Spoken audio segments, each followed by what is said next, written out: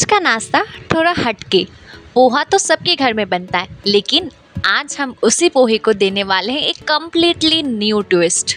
ये सिर्फ जल्दी नहीं बन जाता, बल्कि आपको इसमें मिलेगा एक crispy, tasty and spicy flavour.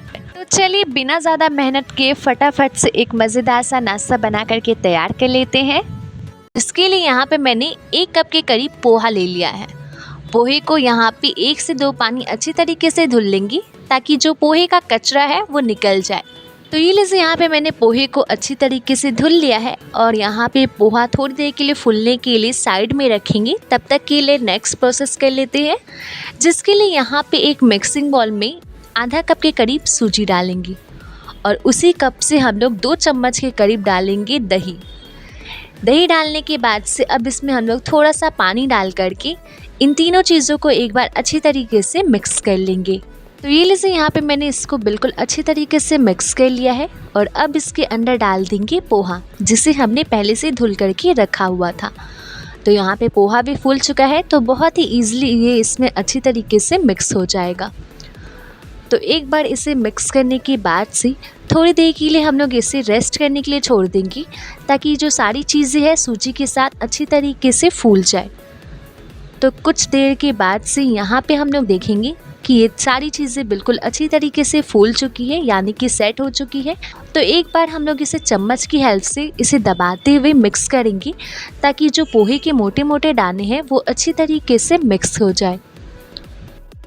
तो ये लीजिए, यहाँ पे मैंने दबाते हुए बिल्कुल इसे अच्छी तरीके से मिक्स कर लिया है और अब इसमें डालेंगी थोड़ी सी बारीक कटी हुई हरी मिर्च, थोड़ी सी बारीक कटी हुई टमाटर, थोड़ा सा बारीक घिसा हुआ गाजर डाल देंगी और थोड़ा सा बारीक कटा हुआ धनिया का पत्ता। आप चाहें तो इसमें अपने मन पसंदीदा और भी सब्जियां ऐड कर सकते हैं। और अब इसमें डालेंगी थोड़ा सा हल्दी पाउडर, थोड़ा सा लाल मिर्च पाउडर और उसके बाद से थोड़ा सा मसाला पाउडर डालेंगी और हल्का सा नमक डाल करके इन सबको अच्छी तरीके से मिक्स कर लेंगी। तो ये लीजिए, यहाँ पे मैंने सारी चीज़ों को बिल्कुल बढ़िया तरीके से मिक्स कर लिया है और अब इसमें चम्मच की हेल्प से थोड़ा थोड़ा पोर्शन हाथों में लेंगे और हाथों से इसे चिकना करते हुए हम लोग एक टिक्की शेप में बना करके तैयार करेंगे। ये देखिए, जैसा कि मैं वीडियो में दिखा रही हूँ, बिल्कुल अच्छे तरीके से चिकना करके यहाँ पे मैंने टिक्की बना करके तैयार कर लिया है और सेम इसी तरीके से सारा टिक्की बना करके तैयार कर लेंगे। तो टिक्की बना करके साइड में रखते जाएंगी और उसके बाद से इस तरीके से एक स्टीम करने वाली प्लेट पे अच्छी तरीके से हम लोग तेल लगा देंगे। तो यहाँ पे मेरे पास स्टीमर प्लेट नहीं था, तो मैंने एक जालीदार बर्तन पे अच्छी तरीके से तेल लगा लिया है और अब इसके ऊपर बने हुए टिक्की को हम लोग रखते जाएंगे। तो चलिए अभी इसे स्टीम कर लेते हैं। तो यहाँ पे मैंने कटोरी में पानी को पहले से गर्म करने के लिए रखा था। जब पानी बिल्कुल अच्छी तरीके से गर्म हो जाए, तब इसके ऊपर स्टीम करने वाला प्लेट रख करके थोड़ी देर के लिए हम लोग ढक देंगे, ताकि ये बिल्कुल अच्छी तरीके से स्टीम हो जाए।